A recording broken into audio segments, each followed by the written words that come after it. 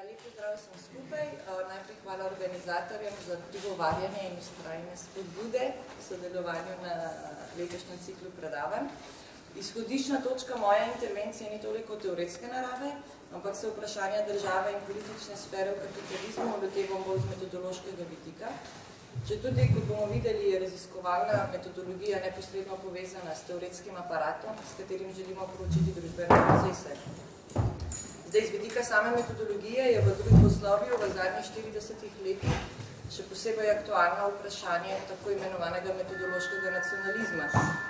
Ta država je na eni strani razume kot vase zaprte škatle, na drugi pa državno nacionalno raven jemlje kot samoumeven vir družbene dinamike. Zdaj, širše družbene transformacije, ki so na delu od nekje začetka 70 let prejšnjega stoletja in ki si jih konvencionalno zapakira pod vsaj danes paspartu termin globalizacija, so dejansko vodili v inflacijo geografske terminologije v različnih družboslovnih disciplinah. Analize tako poskušajo zaobjeti sodobne družbene procese, ki vsaj tako se zdi, delujejo pod, nad, prek ali pa med vzpostavljenimi geopolitičnimi mejami, s termini, kot so na primer kompresija časa prostora, glokalizacija, suprateritorialnost, diaspore, translokalnost, ali pa se poslužujejo geografskih predpom, kot so denimo supra, trans, mezo in tako. Med različnimi analitičnimi strojami, ki poskušajo preseči teritorialno zanko državocentrizma, sta za tukajšnje procese in lokalne kritične debate še zlasti relevantni dve perspektivi, in sicer svetovno-sistemske analize in neogramscijanska šola.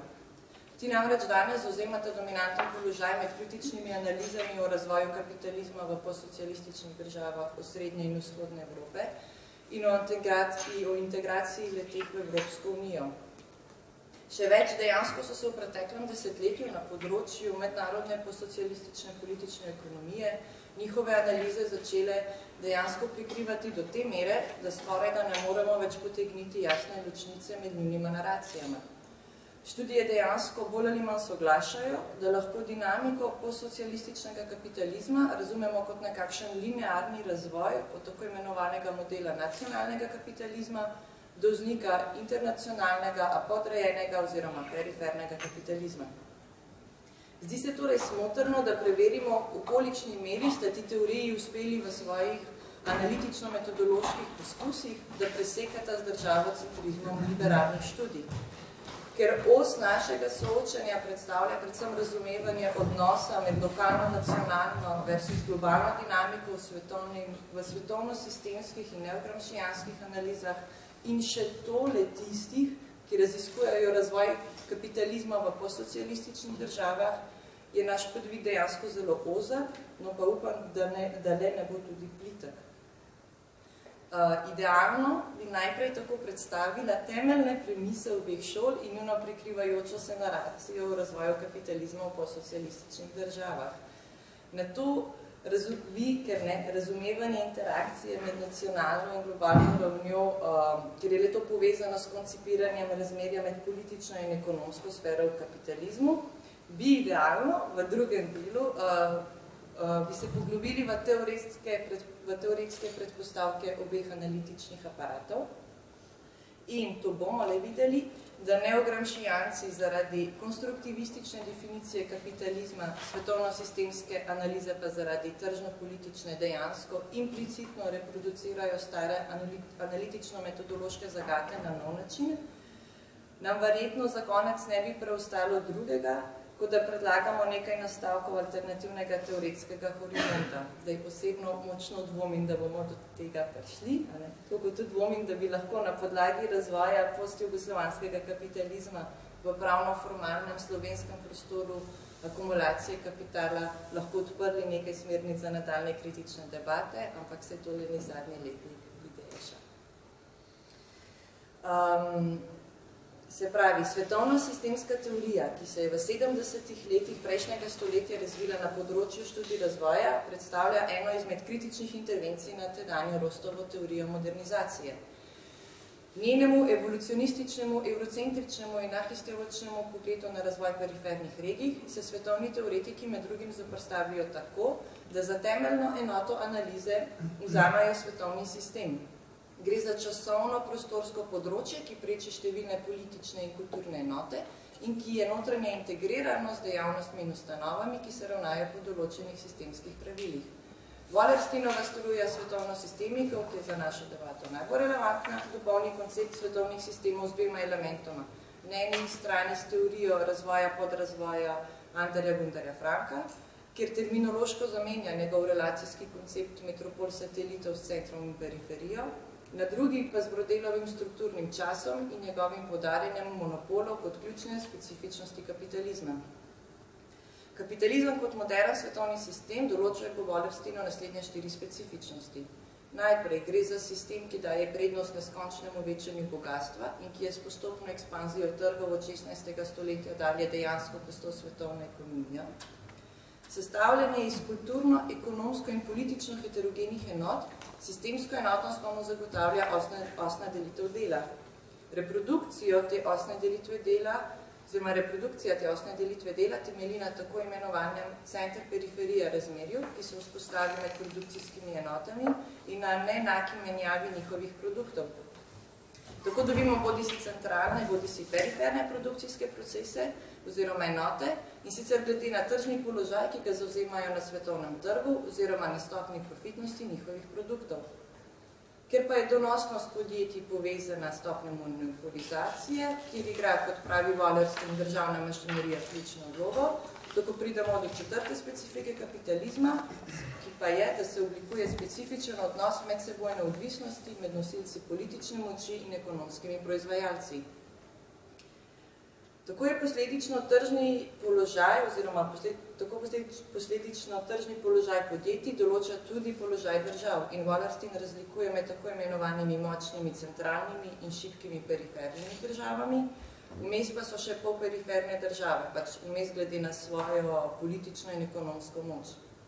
Ravno ta strukturna značilnost polperifernih držav pa le te naredi za glavne akterje kapitalistične dinamike, saj si polperiferne države hkrati prizadevajo, da bi periferijo potisnili še nižje, pač je tako Wallerstein, in da bi omejale vodilni položaj centra ter potencialno zavzeli njegovo mesto. Zdaj tako Wallerstein pravi, kaj pa njegova analiza dejansko sugerira, pa je to, da bolj kot posamezni poskusi držav, ki se potekujejo za ekonomsko in posledično politično vodstvo v svetovnem gospodarstvu, kapitalizem določajo sistemski cikli in jim pripadajoče hegemonije posameznih centralnih držav.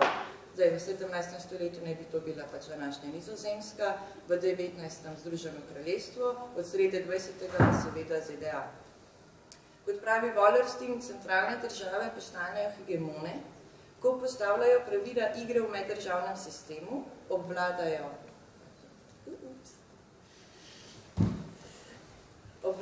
svetovno proizvodnjo, trgovino in finance, uveljavljajo svojo politično moč z minimalno uporabo vojaške moči in oblikujejo prevladujočo svetovno govorico. Wallerstein vsaj v svojem uvodu, ki je preveden tudi v slovenščino, sicer ne precizira, na koga se opira pri tej definiciji hegemonije, vendar pa bi lahko sklepali, da vir pravzaprav predstavlja Gramsci. Nam se namreč eksplicitno nanaša Arrighi, drugi vodilni predstavnik svetovno-sistemskih analiz in dejansko Arrighi na začetku dolgega 20. stoletja, ki je tudi preveden v slovenščino, podobno definira hegemonijo, kot to stori Wallerstein. Citiram Arrighija. Pojem svetovne hegemonije se nanaša posebej na sposobnost države, da uveljavi funkcijo vodenja in upravljanja sistema suverenih držav. Gre za moč povezano z nadvlado in razširjeno z uveljavljanjem intelektualnega in moralnega vodenja, kot je poudaril Antonio Gramsci, v zvezi s hegemonijo na nacionalni ravni. Če bomo za dominacijo menili, da se opira predvsem na prisilo, bomo hegemonijo pojmovali kot dodatno moč, ki se lepi na prevladujočo skupino zaradi njene sposobnosti, da spravi na univerzalno raven teme, okoli katerih divjajo spori. In kot bomo videli sedaj, je nanašanje na Gramscija in prenos njegove koncepcije hegemonije na mednarodno dinamiko eden izmed analitičnih stičišč svetovno sistemikov in analiz, ki se eksplicitno definirajo kot neogramscijanske. Neogramscijanske študije o širitvi Evropske unije na vzhod se pojavijo na prelomu tisočletja, izhajajo pa iz analitične nezadostnosti tedaj prevladujočih perspektiv na tem področju. Tako imenovana konstruktivistični in racionalistični pristop naj bi se namreč zanimala predvsem za pravno-formalno obliko odnosov med državami v pogajanju in naj bi s tem, ko preučujete zlasti institucionalno dinamiko in vprašanje identitet, ostala slepa za, kot podarjajo neogramscijanci, sam družbeni namen teh sprememb, se pravi njihove širše politične implikacije. Zdaj, če tudi je Van Apeldoorn, uradni oče neogramscijanske šole na področju EU integracij, pa je njegov analitični aparat pravzaprav le nekakšen prenos Coxove teorije sodobnih mednarodnih odnosov na politično ekonomijo EU in zato bom pač zdaj govorila pravzaprav o Coxu, ne pa o Van Apeldoornu. V svojem članku, ki je leta 1981 zastavil neogramscijansko smer, Cox ponudi očrt zgodovinsko-empirično metode, s katero bi lahko z vidika svetovnih družbenih sil ter procesov analizirali sodobna globalna razmerja moči in njihovo kristalizacijo v različnih državnih oblikah in svetovnih strukturah. Cox med drugim polemizira tudi Wallersteinov poskus vpeljave globalne dimenzije razumevanja mednarodne dinamike in sicer z dveh vidikov. Eden, in k temu se bomo kasneje vrnili, zadeva Wallersteinovo zvajanje forme držav na njihov tržni položaj na svetovnem trgu. Drugi redukcionizem pa zadeva Wallersteinovo predpostavljanje, pač tako Cox, sistemske stabilnosti in posledično preučevanje zlasti tistih faktorjev, ki zagotavljajo reprodukcijo, ne pa dejansko transformacijo sistema in njegovih struktur, ki predstavlja centralni fokus Coxa. Cox tako najprej nadomesti Wallersteinov termin svetovnih sistemov s konceptom svetovnih redov.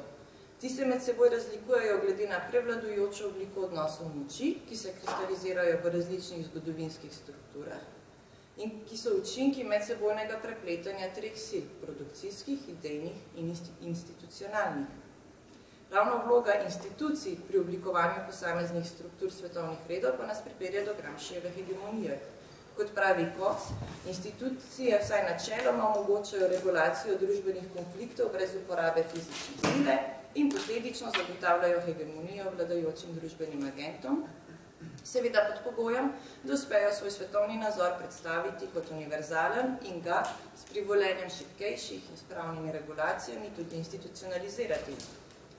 Kljub nestrinjanju z Wallersteinom, pa Cox integrira njegove ideje o mednarodni hierarhiji in dejansko se referira na Wallersteinove in Frankove analize, ko govori, da svetovno politično gospodarstvo poleg horizontalnega rivalstva med močnimi državami določajo tudi vertikalni odnosi dominacije in podrejanja med centrom in periferijo oziroma metropolami in sateliti. Za Coxa postopna internacionalizacija industrijske in finančne produkcije, ki smo jim priča v zadnjih 40 letih, predstavlja materialno osnovo za poglobitev povojnega družbenega reda, ki ga označi kot Pax Americana, in za nastop nove faze v razvoju kapitalizma, katere temeljna specifičnost je oblikovanje tako imenovanih transnacionalnih družbenih odnosov. Gre za pojav globalnih družbenih sil, ki izhajajo iz čedalje večje strukturne, institucionalne in ideološke moči transnacionalnega kapitala. Te sile, katerih materialni interes in svetovni nazori so povezani s progresivno liberalizacijo posameznih gospodarstv, so se uspele formirati v transnacionalen razred kapitalistov, ta pa ima danes seveda odločilno besedo pri uveljavljanju globalnih institucionalnih struktur upravljanja in pri strateških odločitvah v zvezi z globalno produkcijo. Oblikovanje transnacionalnega kapitalizma tako ne zadeva le intenzifikacije mednarodnih ekonomskih odnosov. Gre predvsem za oblikovanje povsem nove sfere odnosov moči in nove družbene strukture, ki v veliki meri nadomeščata do sedaj prevladujoče nacionalno določene odnose med delom in kapitalom. Dinamiko transnacionalnega kapitalizma določata tako dve vrsti razrednih bojev. Na eni strani imamo nacionalni kapital, oziroma imamo boj med nacionalnim kapitalom in delom. Na drugi strani pa imamo boj med nacionalnim kapitalom in delom in transnacionalnim kapitalom in delom. Internacionalizirajoče se države pa igrajo v teh bojih predvsem vlogo posrednika, ki z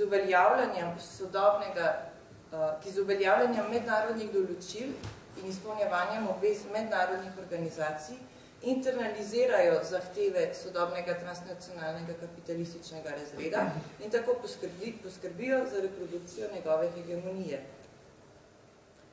Če tudi te globalne oziroma transnacionalizirajoče se elite predstavljajo dominantno strukturno družbeno silo, pa to še ne pomeni, da so navznoter homogen akter. Samo smer in tako imenovani družbeni namen globalizacije namreč določa razplet bojev med frakcijami vladajočih transnacionalnih družbenih sil in njihovimi projekti.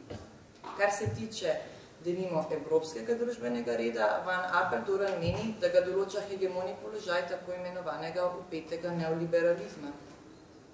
Ta se sicer zavzema za ohranjanje institucij držav blaginje, so pa te v podrejenem položaju glede na doseganje konkurenčnosti evropskega gospodarstva. Upeti neoliberalizem je po Apeldoornu izid bojev med tremi frakcijami, transnacionalnimi frakcijami v začetku 90. let prejšnjega stoletja, in sicer med tako imenovano globalno orientirano neoliberalno elito, regionalno usmerjeno neomerkantilistično elito in Delorjevo socialdemokratsko elito. Institucionalno materializacijo tega projekta pa po Van Apeldoornu predstavlja sama Maastrichtska pogodba. Zdaj vidimo lahko, da se obe analitični perspektivi kljub medsebojnim razlikam in sploh različnim družbenim kontekstom, v katerih sta nastali, dejansko marsičem prikrivata. Obe imata globalen ali transnacionalen pogled na kapitalizem in poudarjata ekonomsko in politično hierarhično strukturiranost svetovnega gospodarstva. Obe analizirata mehanizme vzpostavljanja neenakih razmer in moči. Obe se tudi zanimata za lokalno in mednarodno politično dinamiko ter vlogo dominantnih akterjev ali držav.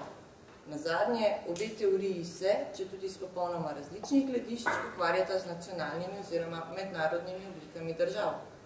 Če svetovno-sistemski analitiki razločujejo med centralno, periferno in poperiferno državo, Cox denimo govori o liberalni obliki državi, ki ne bi bila značilna zaradi 19. stoletja, o nacionalni korporativni državi v začetku obdobja ameriške hegemonije, ta pa je danes v procesih internacionalizacije, če dalje bolj vpeta v mednarodne korporacijske strukture.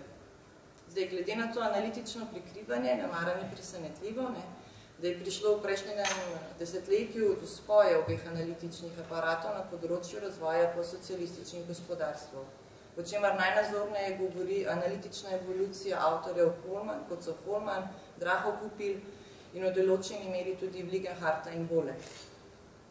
Ne le, da se je na prelomu tisočletja namreč izkazalo, da so lokalne privatizacijske strategije vodile v izgubo lokalnega lastništva nad strateškimi sektorji in da so te države postale čedalje večje prejemnice tujih investicij. Čedalje bolje postajalo tudi jasno, da je EU kot predstavnica centralnih evropskih gospodarstev svojo pridružitveno strategijo aktivno prispevala k takemu razvoju postsocialističnih držav. Torej, kako neogramšijanci in svetovno-sistemski analitiki razložijo procese, ki zadevajo razvoj kapitalizma v postsocialističnih državah, zlasti srednje in vzhodne Evrope. Ker njihovo splošno naracijo večina med vami zagotovo pozna, jo bom zato le na kratko povzela. Temeljni učinek integracije postsocialističnih držav v Evropsko unijo je oblikovanje nacionalnih gospodarstev, katerih ekonomska in delno politična dinamika sta odvisni od otokov tujih investicij, ki prihajajo zlasti iz vodilnih evropskih gospodarstev in od strateških odločitev, ki so sprejete v sedežih tujih multinacionalk. Podrejeni položaj novih držav članic EU je posledica součinkovanja zunanjih in notranjih faktorjev. Zunanje faktorje določata zlasti transnacionalni lobi Evropska miza industrialcev in Evropska komisija. Kot poudarja Follman, so nazori obeh organizacij v 90. letih konvergirali do te mere, da se je med njima vzpostavil odnos tako imenovane simetrične soodvisnosti. Institucionalna podlaga tega odnosa so med drugim poročila, ki jih je Evropska miza industrialcev pripravila na koncu 80. in v začetku 90. let prejšnjega stoletja in vsebina katerih se je jasno izražala v kasnejši pridružitveni strategiji Evropske komisije. Kot pravi Holman, nas ne sme presenetiti, da sta poročili dejansko ena velika apologija tujim investicijam in vse splošni koristnosti lokalnih re-regulacij v prid svobodnim kapitalskim tokovom. Družbeni namen pridružitvene strategije je bilo tako predvsem discipliniranje postsocialističnih gospodarstv v prid svobodnega trga, državna internalizacija zahtev tujega kapitala in globalnih akterjev, ter integracija postsocialističnih elit v transnacionalni kapitalistični razred. Tu pa pridemo do notranjih faktorjev, ki so prispevali k podrejenemu položaju lokalnih gospodarstv, in sicer vzniku tako imenovanih kompradorskih lokalnih elit, oziroma kot predlaga Draho Kupil, kompradorskega storitvenega sektorja, ki sedaj igra ključno vlogo pri interni dinamiki teh držav. Transnacionalna formacija lokalnih politik pa je dejansko potekala v dveh procesih. Najprej so lokalne elite vzpostavile, tako Draho Kupil, model tako imenovanega nacionalnega kapitalizma, ki je dejal prednost domači akumulaciji kapitala in ki se je šele kasneje transformiral v transnacionalni odvisen kapitalizem. Za Draho Kupila so denimo tudi na Češkem vladajoče politične in ekonomske skupine strategijami privatizacije uspele preprečiti odkup socialističnih produkcijskih enot strani tujih ponudnikov. Mislim, zakaj dajem primer Češke, ker je slovita po svoji neoliberalni usmerjenosti. Draho Kupil tako pravi, da je bilo v začetku 90-ih let tuje lastništvo na Češkem prej izjema kot pravilo in da se je celo Mercedes kasneje odrekal Abiju in Liacu. Češki neoliberalci naj bi namreč uspeli pridobiti na svojo stran lokalne menedžerje, ki so se bali za svoj položaj v primeru tujih prevzemov, in ti so posledično podprli privatizacijo prek vavčarjev. Obenem pa naj bi z antikomunistično propagando neoliberalci tudi uspeli politično marginalizirati menedžerje državnih podjetij. Tako naj bi šele v času gospodarske krize sredi 90-ih let tako imenovani lokalni kompradori politično prevladali in z institucionalno ter finančno podporo različnih lokalnih in mednarodnih agencij poskrbeli, tako Draho Kupil, da je država postopno internalizirala zahteve in ureditev transnacionalnih evropskih struktur ter se internacionalizirala, če tudi na podrejen način.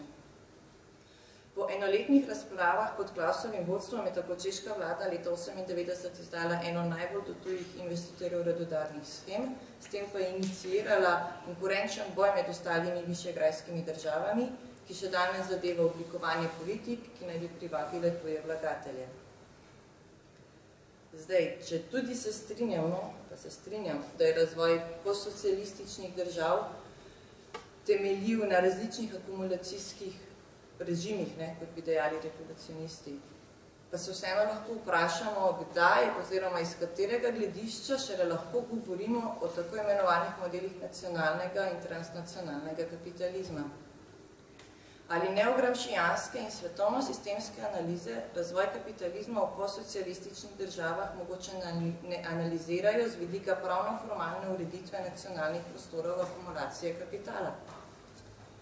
Če tudi to samo po sebi niti ni problematično, pa mislim, da to postane, ko želimo razumeti družbene procese s pomočjo kritične teorije. Vemo namreč, da analize, ki ostajajo v pravno-formalnem horizontu, ne morejo pojasniti dejanska družbena razmerja, saj so leta v kapitalističnih družbah organizirana tako, da sama sebe prikrivajo. In kot bom sedaj poskušala pokazati, neogramšijansko svetovno-sistemska periodizacija oblik nacionalnih postsocialističnih kapitalizmov dejansko ostaja ujeta v pravno-formalno razmišljanje. V svojem zavračanju tedanjih ahistoričnih in determinističnih rab nekaterih, recimo temu marksističnih konceptov, sta se utemeljitelja obeh perspektiv oprla na definicijo kapitalizma, ki v ospredje postavlja predvsem politične odnose distribucije, ne pa družbenih odnosov produkcije ali eksploatacije.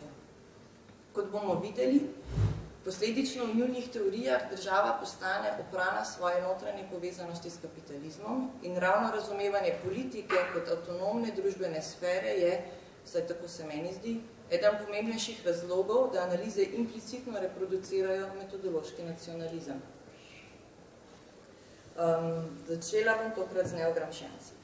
Kot smo videli, želi Cox oblikovati teorijo o zgodovinsko vzpostavljenih različnih globalnih redih ali širših režimih regulacije in akumulacije kapitala, ki so posledica bojev med raznovrstnimi družbenimi silami.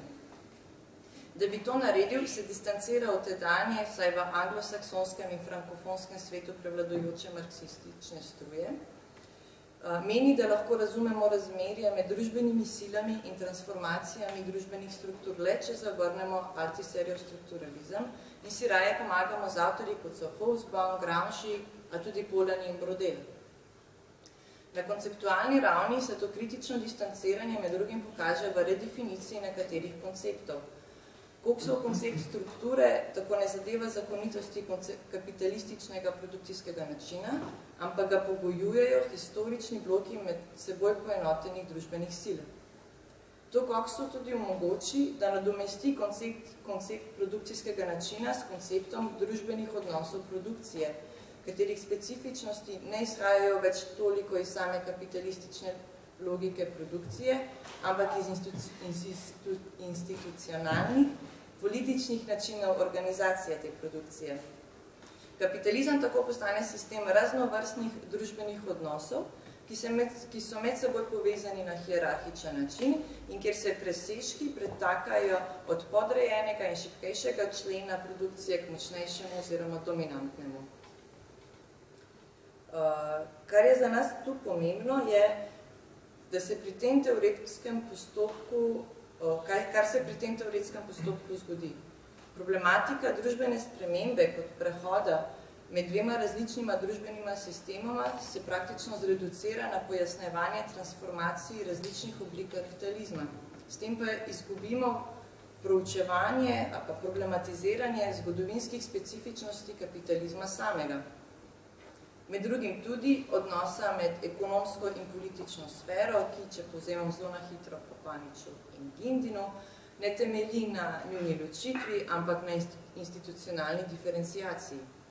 Tako namara ne preseneča, da Cox in neogramscijanci, ki nekritično sledijo njegovi teoriji, državo in trg razumejo kot dve ločeni in neodvisni entiteti. Cox eksplicitno zapiše, to je moj prevod, citiram, da si lahko predstavljamo svet kot model medsebojno povezanih družbenih sil, kjer igra država vlogo posrednika, če tudi avtonomnega, med globalno strukturo družbenih sil in lokalno konfiguracijo družbenih sil znotraj specifične države. Cox tako državo dejansko enači s pravno-formalnimi institucijami. Če meni, da smo lahko v 18. in zgodnjem 19. stoletju še razlikovali med državo in civilno družbo, pa sta slednji danes tako prežeti druga z drugo, da ta koncept,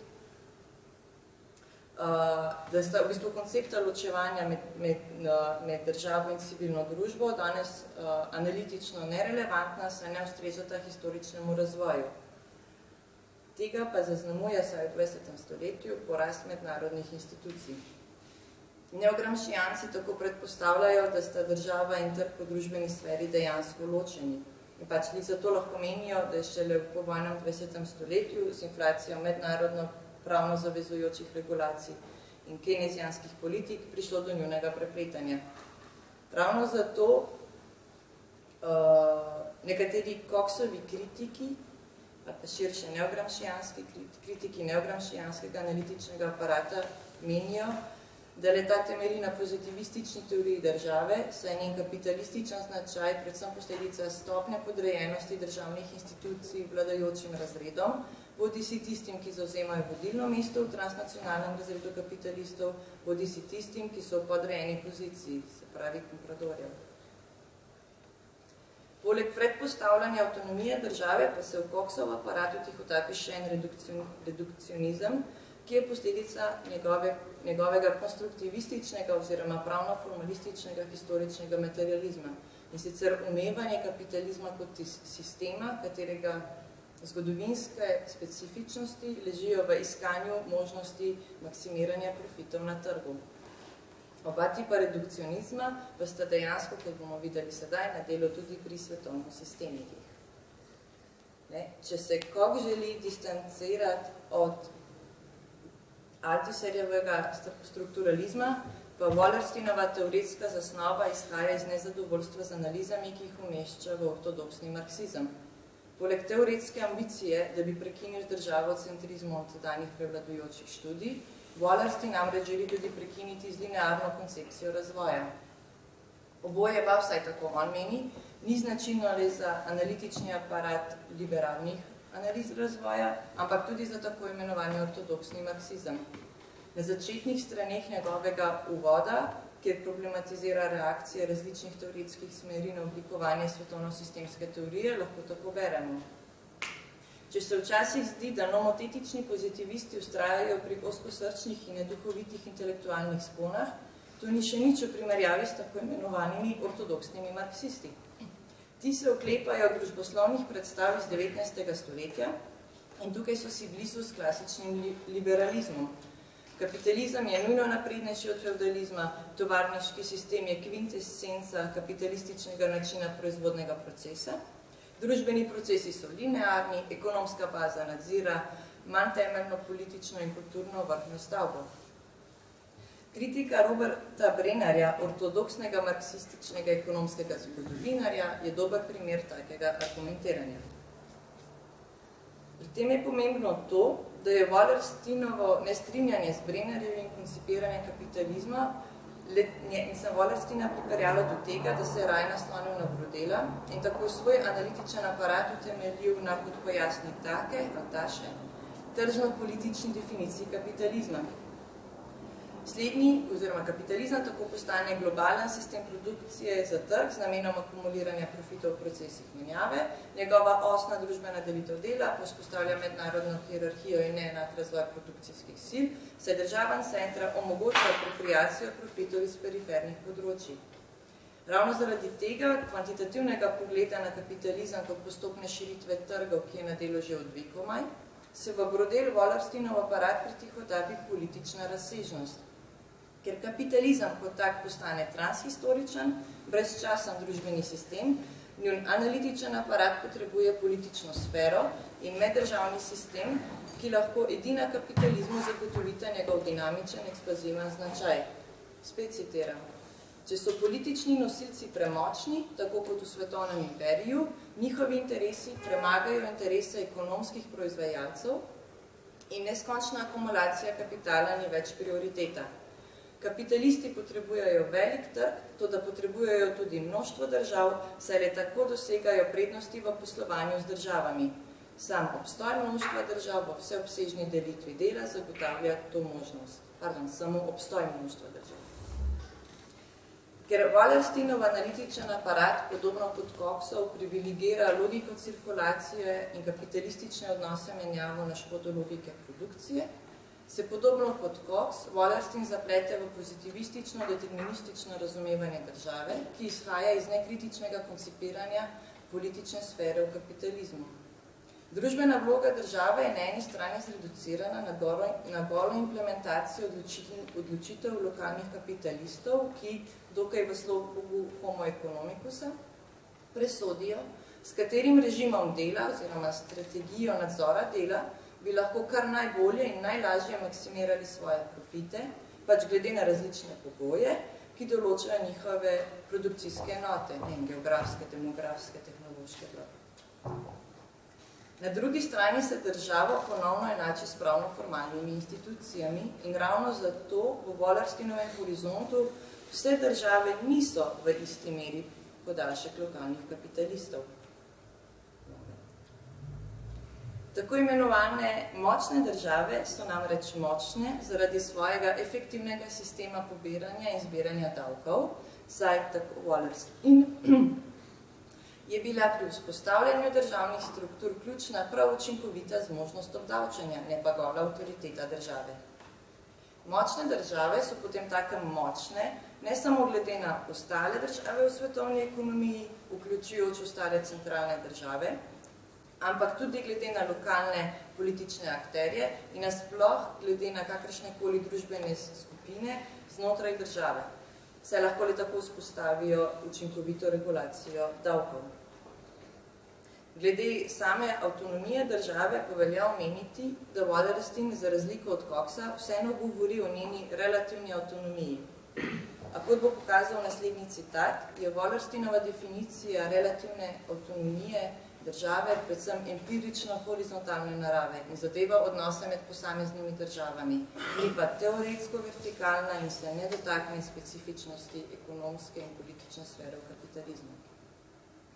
Moderne države, moderne države obstajajo znotraj širšega kroga držav, kar imenujemo meddržavni sistem, ki se je institucionaliziral z Vestfalskim mirom leta 1648. Tedaj so opredelili pravila meddržavnih odnosov, ki so omejevala in hkrati zagotavljala relativno avtonomijo. Pravila so pozneje razvijali in širili pod rubriko mednarodno pravo. Konec citata. Vidimo torej, da tako neogramšijanski kot svetovno-sistemski aparat analizirata razvoj kapitalističnih družbenih odnosov v posamezni državi z vidika pravno-formalnih razmerij. S tem pa, kot že omenjeno, ostajata slepa za družbene procese in razmerja, ki določajo dinamiko kapitalizma na njegovi lokalni, regionalni, nacionalni ali globalni ravni. V našem primeru ti nevidni družbeni procesi in razmerja izhajajo iz dejstva, da je organizacija, akumulacija kapitala na eni strani na nek način vedno globalen proces, če ne drugega zato, ker sistemska prisila po proizvajanju presežne vrednosti sili lokalne, družbene, politične in ekonomske akterje k iskanju novih, dodatnih in seveda po vsej verjetnosti cenejših družbenih, materialnih in finančnih virov, ki niso dostopni na lokalnem trgu. Na drugi strani pa je politična reprodukcija akumulacije kapitala teritorijalno zamejena in je določena s sistemom različnih pravno-formalnih nacionalnih prostorov.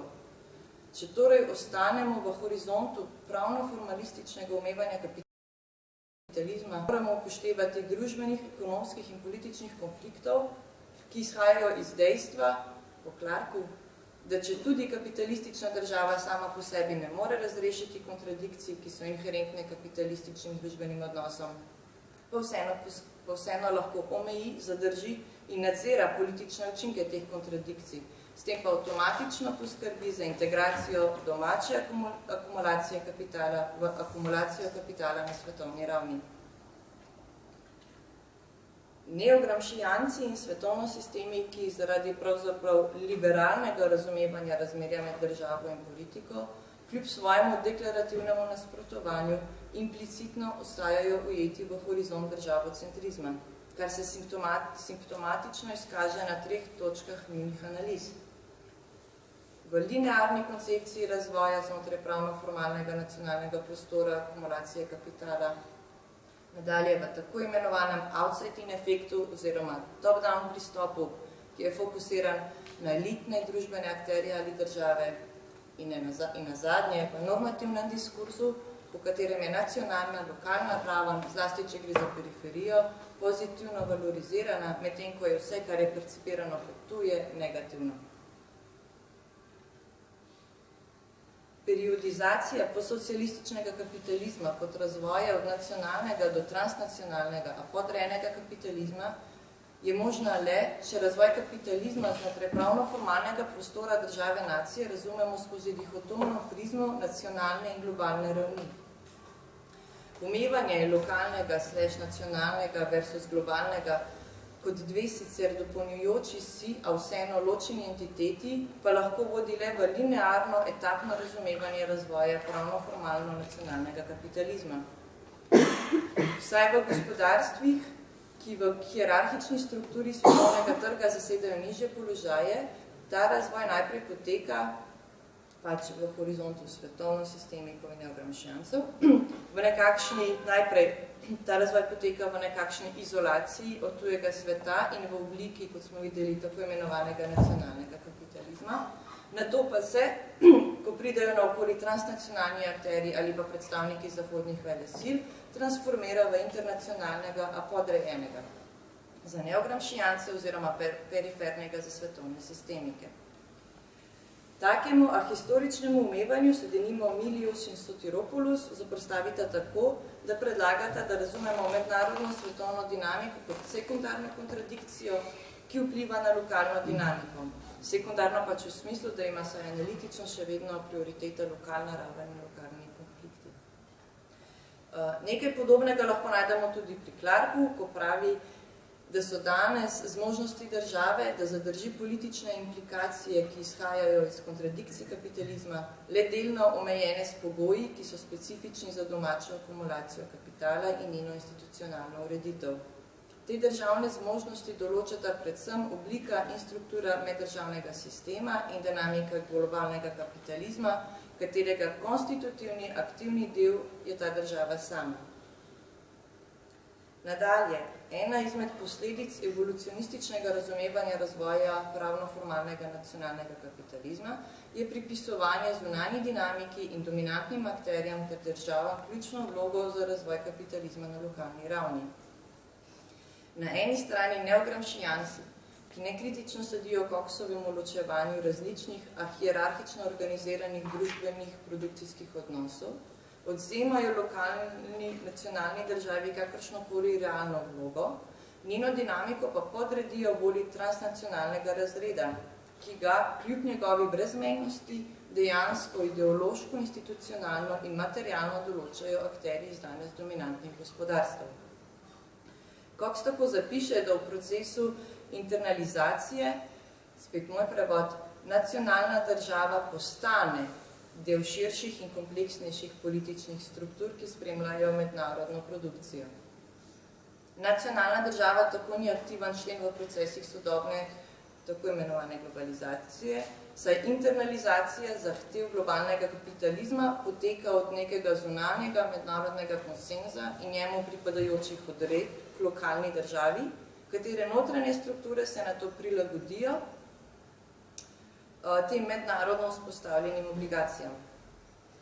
Kar se tiče pa svetovno-sistemikov, pa njihov analitičen aparat eksplicitno pasivizira in viktimizira periferijo zaradi reduciranja države in ostalih lokalnih družbenih akterjev na premočrtno izpolnjevanje izbir racionalnih, a vseeno kompradorskih lokalnih kapitalistov. Citiram.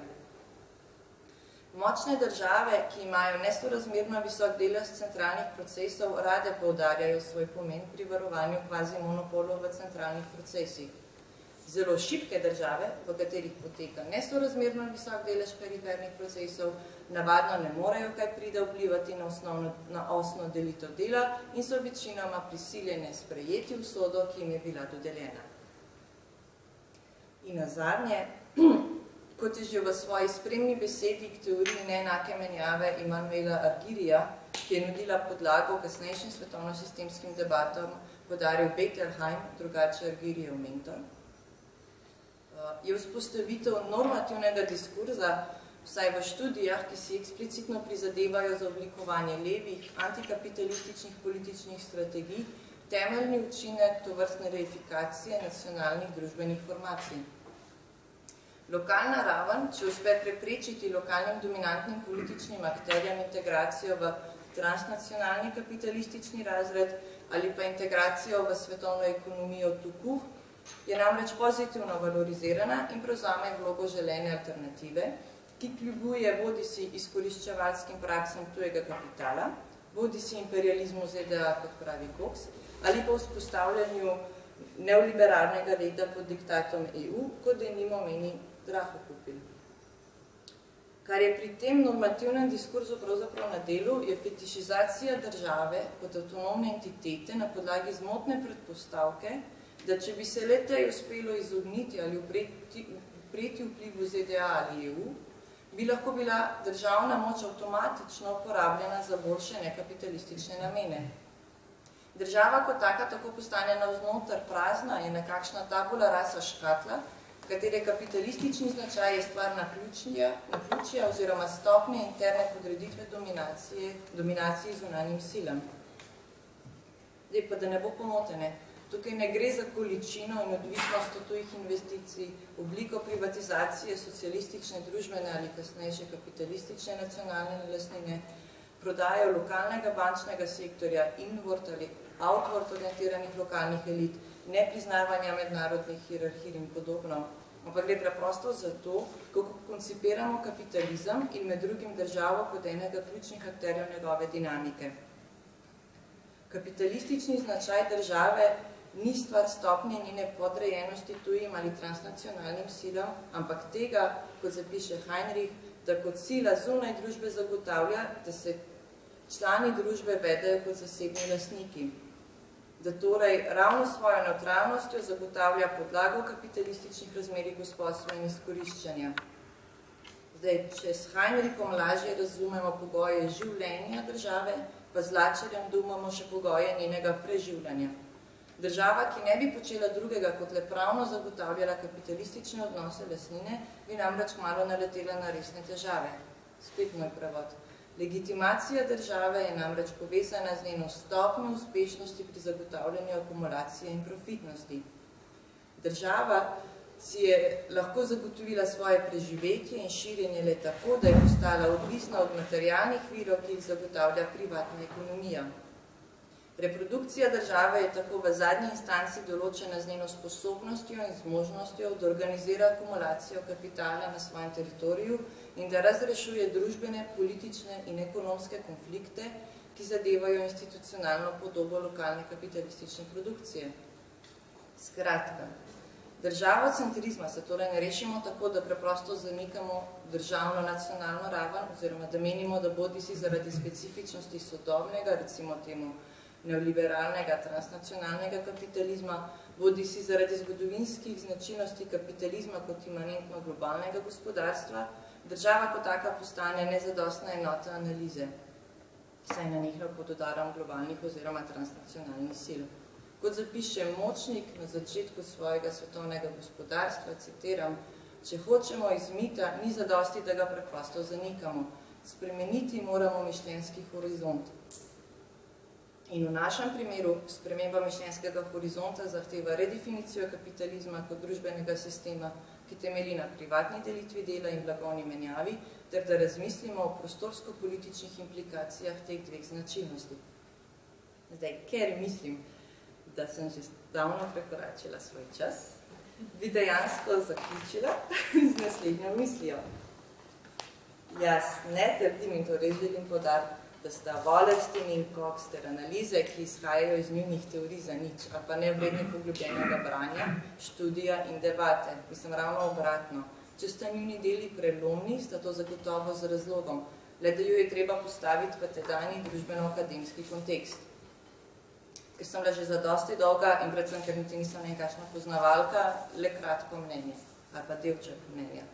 Wallersteinov podvig je izjemen, ne le zaradi svoje interdisciplinarne usmerjenosti, ampak zato, ker predstavlja enega prvih poskusov, kako pojasniti, da so vsa nacionalna gospodarstva na globalni ravni ne le med seboj povezana in odvisna, ampak da se v načinih njihove interakcije oblikujejo nekateri zgodovinski mehanizmi, ki prispevajo k neenakemu razvoju njihovih produkcijskih sil in ki vzpostavljajo mednarodne, ekonomske, politične in širše družbene neenake odnose moči.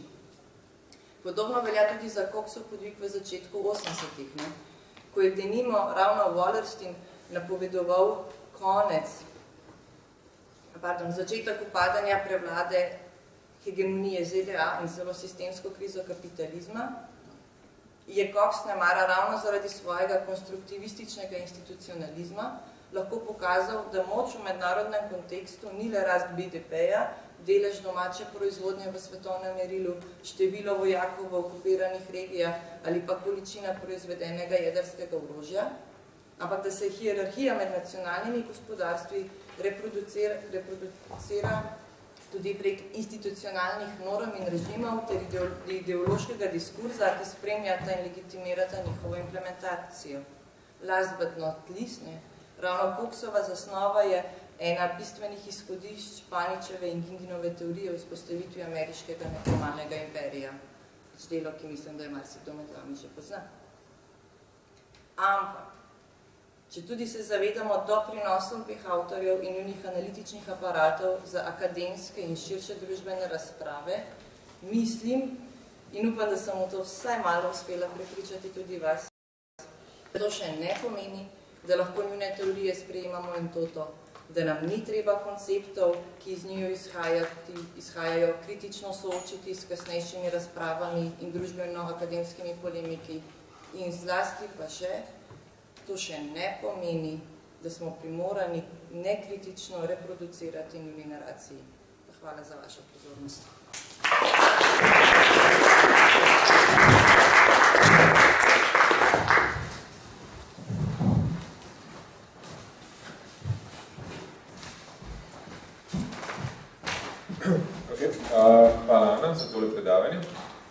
Odpiram zdaj prostor za vprašanja, komentarje in ostale prijetne zadeve po predavanjih. In kot vedno mora moderator začeti. Zdaj, imam v bistvu vprašanje glede, izhajal bi iz družbenega konteksta teorij, ki se jih zdaj na koncu naštevala. Zdaj, definitivno obstaja neka korelacija med nečem, kar bi recimo Rigi imenoval sistemska kriza in pa konjunkturo teh teorij. Ne? Zdaj, imaš najprej pionirje te mednarodne oziroma horizontalne dimenzije, kot ne vem, Trotski, pa Rosa Luxemburg, pa Buharin in tako naprej, ki pač pišejo v času krize klasičnega liberalizma. Svetovne sistemske teorije recimo imajo svoj coming out tam nekaj okoli leta 1977, prej tudi v času pač prvega naftnega šoka, pa Chile, pa Thatcher in tako naprej. In konc koncev to, kar pač danes spet je nek konjunkturni moment tega, je tudi tam nekaj po letu 2007-2008. Tudi na neki manjši ravni, recimo, ne vem, antiglobalizem v času dot-com bubla in tako naprej. Skratka, tukaj definitivno je neka korelacija. Ne? Zdaj, ok, prvo vprašanje, da se strinjaš s tem, in drugo vprašanje je, da se ti zdi, da ta dolgi rok trasiranja med horizontalnimi in vertikalnimi teorijami, je to neko neproduktivno skakanje med enim in drugim polom, ali vseeno pač se nadgrajuje? Pravi, za moja zapeta, no? Verjetno sem tudi že trenutno. Ne, sej, v bistvu gre za to, da mislim, na nek način je to razumljivo. Ne? Vsakeč, ko imaš krizo, potem vedno več akademikov, pa potem novinarjev, pa potem tudi splošne javnosti začne odkrivati kapitalizem, ne? Kot neko problematično zadevo in kot si sama rekla, pač jo locira tam nekje zunaj, v bruselskih elitah, recimo. Ne? Te teorije pravijo. Ja, te teorije pravijo. Ne? Sem zdaj, moje vprašanje v bistvu sem to, a je to nekaj, kar se pač konstantno ponavlja, ali vseeno prihaja do določenega napredka, a bi lahko lociraš tam nekaj pač neko zalogo vednosti, ki presega pač te dva pola? Dragi Dragan, še nisem konec drugega letnika PhD-ja. Po točko razno si ne drznem locirati neke vednosti kamorkoli. Bi pa mogoče le nekaj rekla v zvezi z vsemi temi teorijami, ki se ukvarjajo z neenakim razvojem, ne? Pa s hierarhijami, ki se od nekega Hobbesa že iz konca 19. stoletja je to nadelo. Ne? Vsekakor jaz razumem akademsko produkcijo, je to nenehen dialog med avtorji.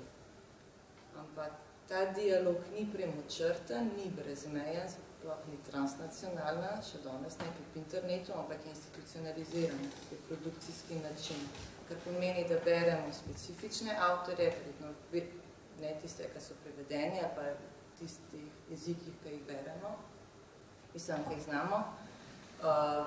Vsakodnevno tudi delamo ogromno odločitev, sprejmemo ogromno odločitev, katere teorije bomo brali, katerih pa ne, pač zaradi časa, privilegiranja enih avtorjev od drugih in to. Posledično se veliko del tukaj izgubi. Primer, šola, ki jo jaz trenutno zelo preferiram, je Kardosova in Faletova interpretacija odvisnega razvoja, ki spada med dependency school, ampak ker je the star dependency school, vsaj v evropskem svetu Franc, se te avtorje ne poznate, kot se ne pozna Marini in to. Pač to, kot sem te prav razumela, kot je zanimalo prepletanje. Skratka, če hočemo določiti neko prepletanje, pač rabimo ponovno historično-materialistično analizo akademske produkcije. Še glede same krize in vznika teh študij, pa se mi zdi zanimivo, kar pač Cox pravi, da pač v času krize kar naenkrat vidimo, da so možne transformacije. In posledično analize, ki se ukvarjajo, vsak deklarativno trdijo, da se ukvarjajo s transformacijami, oziroma da bi njihove analize lahko dale podlago za kasnejše, za oblikovanje nekih alternativnih kritičnih teorij. Mislim, se mi zdi kar primerno, zdaj sem če tudi odgovorila na tvoje vprašanje. Ne, sem ga tukaj veliko hipotezino zastavil, da ga še zastavil, nisem znal. Kdo drug mogoče boljši poskus? Kako si pa razlagaš popularnost osnovno-sistemskih teorij v našem prostoru, konsistentno že, recimo, 20 let? V kakšnem smislu popularnost, ker osebno znamo avtorja poznam, ki jih citira, pa ki z njimi operira. Mislim, da bi nekdo naredil analizo Slovenije ali pa karkoli s pomočjo svetovno-sistemskimi teorijami. Mislim, a kdo že to naredil? Ja, Močnik imam v svoji knjigi, še kdo razen njega. Vem, mislim, po drug stran pa recimo pač... Vse je zelo popularnost. Drugo je pa, da je diskurs popularen, to pa ja. Bi rekla, da samo kritično soočenje s tem aparatom pač ni. Zakaj? Kako ne jaz to vem, ne vem, ljudje ne bere, mislim, ne, da ne rekla, da ne berejo ogromno ljudi Slovenije, ne, da veliko bere. Ampak verjetno je delno pripomore k temu tudi trenutna politična situacija, ne? In s vsemi privatizacijami in to. Diskurs tako imenovanih tjernudistov, oziroma tretjih svetovnikov, ima verjetno političen apel. Verjetno je lažje slišati, da nas prodajajo tukajšnji kompradori, kot da naredimo neko konkretno analizo slovenske tranzicije in se začnemo spraševati tudi enotnost družbenih, političnih in ekonomskih akterjev s konca 80-ih let, ki so bili vsi za spremembo sistema. Tem se ne govori.